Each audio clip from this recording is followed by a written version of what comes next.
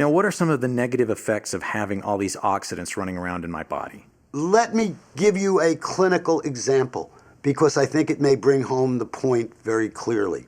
A situation in which there is a great deal of oxidants going on is one specifically called congestive heart failure, where because of the inability of the heart to pump appropriately, the amount of blood, the amount of oxygen, the amount of nutrients that get to the cells is reduced, sometimes by a significant amount.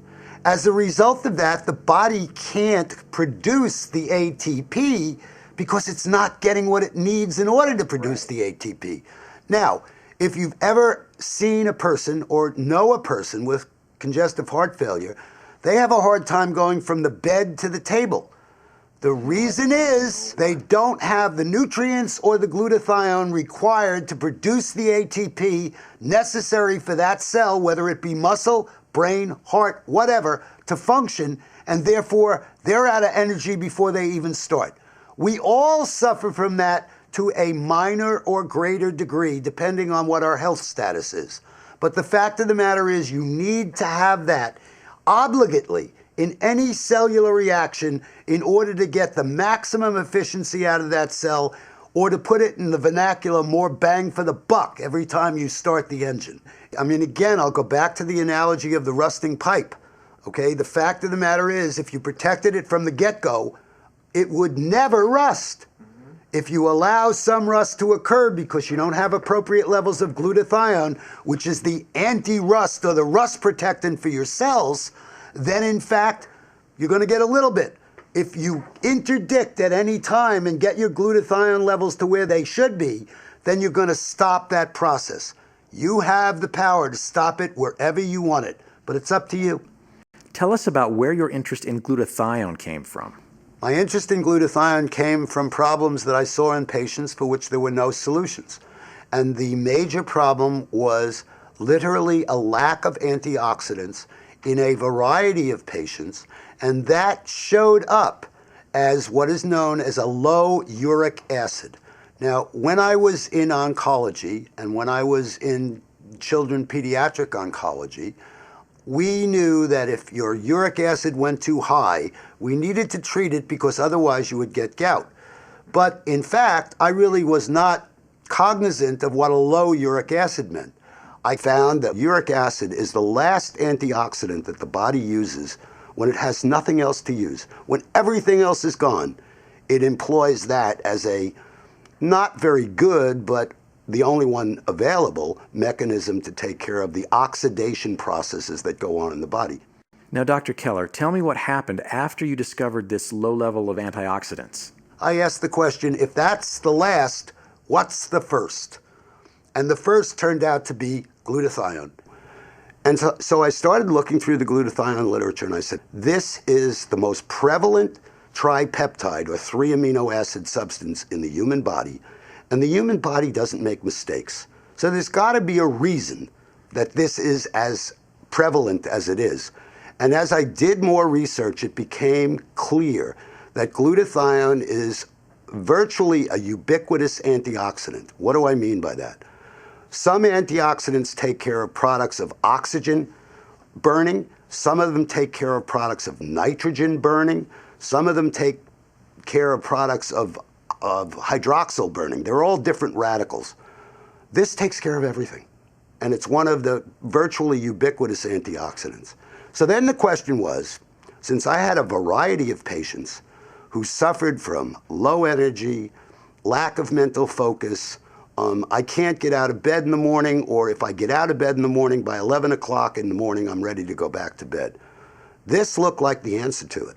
And so the question was how to create a product that would, in fact, deliver the substance to the body.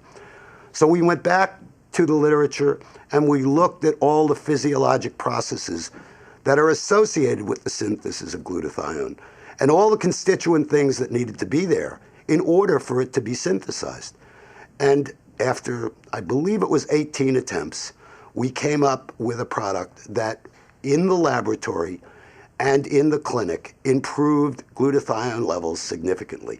That was very important for us Because in the process of this research, we came across data that said that in HIV, which we're privileged to treat a lot of patients with, that glutathione levels are an independent predictor of death in HIV. That is to say, if your glutathione's low, it doesn't matter what drugs you're on, it doesn't matter what your CD4 is, it doesn't matter what your viral load is, you're in trouble. And if your glutathiones are high, then you're going to do well with anything. So it became very important for our patients to improve that. And as we looked at more and more illnesses, we found that glutathione depletion was ubiquitous. So we decided to put a product together. And again, after 18 attempts, we finally did it. And then we ran into a roadblock. And the roadblock was the fact that there was no way to measure glutathione. So we went back, and because I had been in the lab for a long time, we developed our own glutathione test, which actually measured glutathione in lymphocytes, in fact, in real time, and found that when we did that, the levels that we thought were low were even lower than they were. And with this product, which has subsequently been patented and was issued a composition patent, which is usually reserved for just drugs that the FDA approves, we were able to markedly improve the glutathione, but more importantly, okay, the energy of the patients, the focus of the patients, okay, their quality of life, which really is only coming into its own in terms of a parameter that should be measured in studies, and which we feel is of ascendant importance. The quality of life really improved.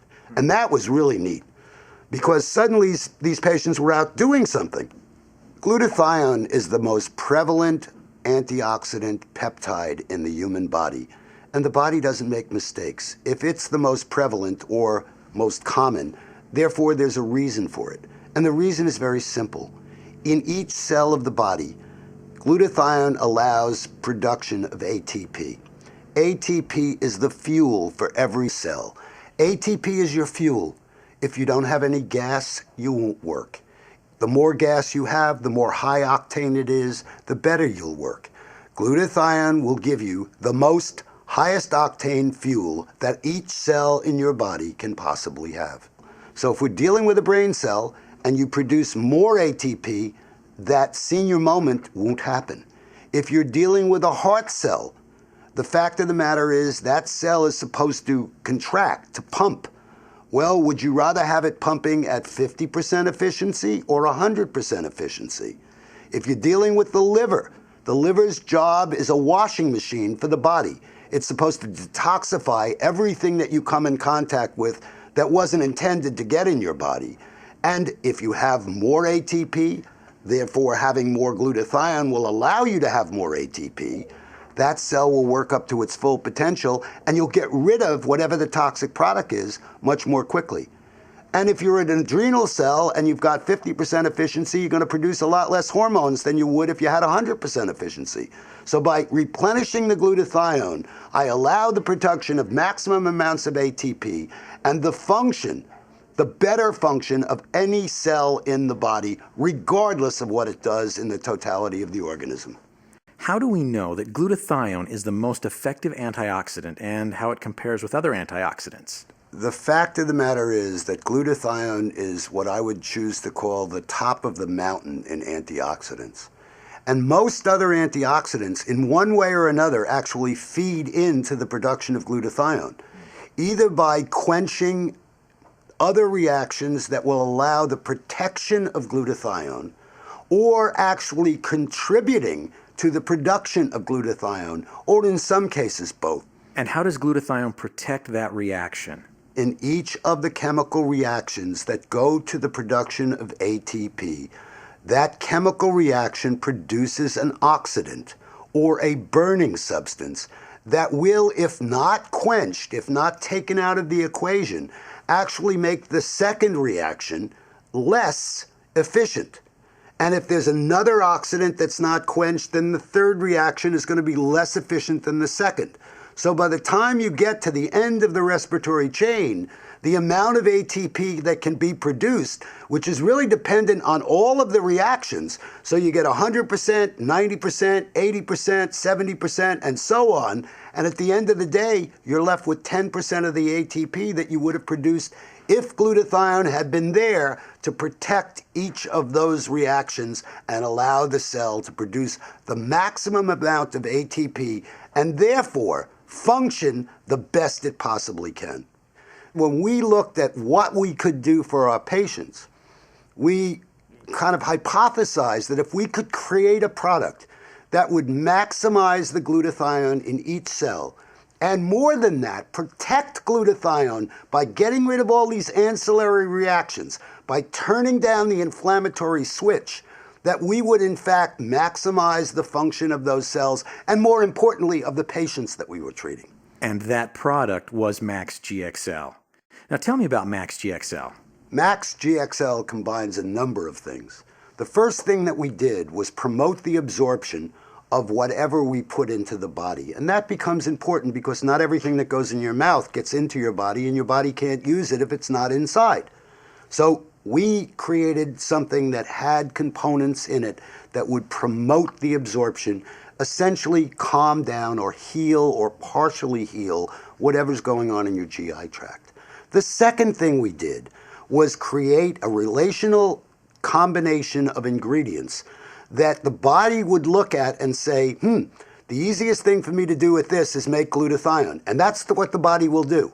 And we also cut down on all the ancillary things glutathione would have to do to put out the other fires, the other inflammatory conditions in the body, by using the cordyceps to cut that down, and by using cordyceps to improve the ability of the liver to produce glutathione in the first place. Dr. Keller, tell us what cordyceps is. Cordyceps is a mushroom that was originally found only on a form of caterpillar above 17,000 feet in the Himalayan mountains. I went and looked this up and I thought, I must have spelled this wrong because it's a caterpillar fungus. It's a caterpillar fungus. Okay, well, after it kills the caterpillar, and it does, okay, it grows in the ground and is then harvested.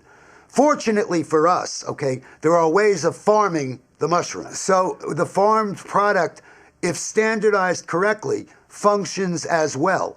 And we have had the opportunity to get to know some of the purveyors of cordyceps and picked one that works very, very well, and have included it in the product because it complements, it synergizes with glutathione itself, or the components that create glutathione, in an unbelievably simple way.